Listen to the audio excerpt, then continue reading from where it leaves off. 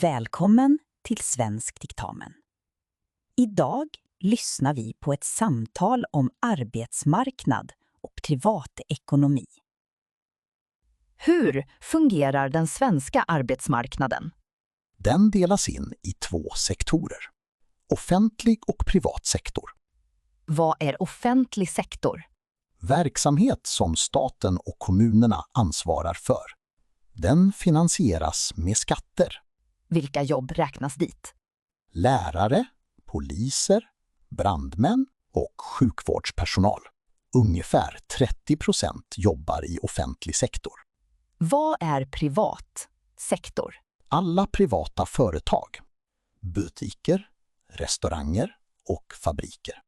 Byggföretag och transportföretag.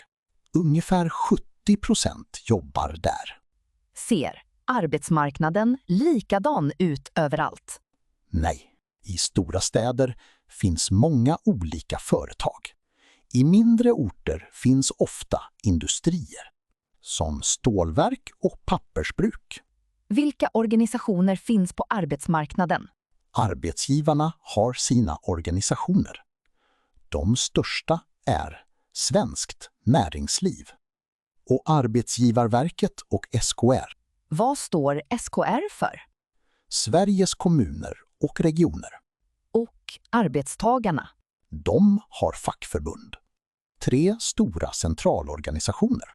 ÅÅ, TCO och SACO. Vad gör fackförbunden? De förhandlar om löner med arbetsgivarna. De hjälper medlemmar som får problem. Vad är kollektivavtal? Ett avtal om löner och arbetsvillkor. Det förhandlas fram av fack och arbetsgivare. Det gäller alla anställda på arbetsplatsen. Så staten bestämmer inte lönerna? Nej, lönerna bestäms genom förhandling. Finns det lagar för arbetsmarknaden? Ja, lagar om arbetstider, lagar om arbetsmiljö och lagar om semester. Betalar arbetsgivaren något till staten? De betalar avgifter för pension och sjukförsäkring. Måste man betala skatt på lönen? Ja, alla som arbetar betalar skatt. Hur mycket beror på inkomsten? Är det olagligt att jobba svart? Ja, man måste betala skatt på sitt arbete. Vad är a-kassan? Arbetslöshetskassan. En försäkring vid arbetslöshet. Hur fungerar den? Om man blir arbetslös kan man få pengar. Man måste ha arbetat tillräckligt innan. Och man måste söka jobb aktivt. Vem betalar a-kassan? Staten och medlemmarnas avgifter. Nu vill jag prata om privatekonomi. Det handlar om inkomster och utgifter. Vad räknas som inkomster? Lön och bidrag. Och utgifter? Kostnader för boende, mat och kläder. Är lönerna höga i Sverige? Ganska höga jämfört med många länder. Det beror på yrke och utbildning. Och erfarenhet och bransch. Vad är socialförsäkringar? Pengar från staten, pension, sjukpenning och barnbidrag. Hur kan man spara pengar? På bankkonto, i fonder eller aktier. Tar många lån?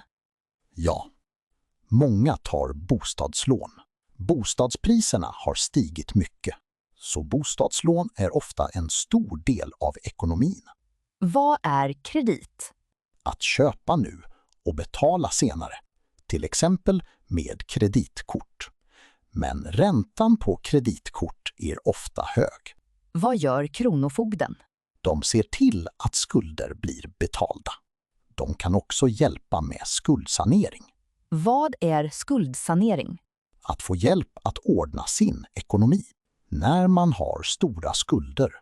Om jag sammanfattar, arbetsmarknaden har 2 sektorer. Offentlig och privat. Arbetsgivare och fack förhandlar om löner. Via kollektivavtal. Lagar skyddar arbetstagare. Ja, A-kassan ger stöd vid arbetslöshet. Precis. Privatekonomi är inkomster och utgifter. Och sparande, lån och krediter. Kronofogden hjälper med skulder. En bra sammanfattning. Det här var ett samtal om arbetsmarknad och privatekonomi. Tack för att du lyssnade. Vi ses i nästa avsnitt.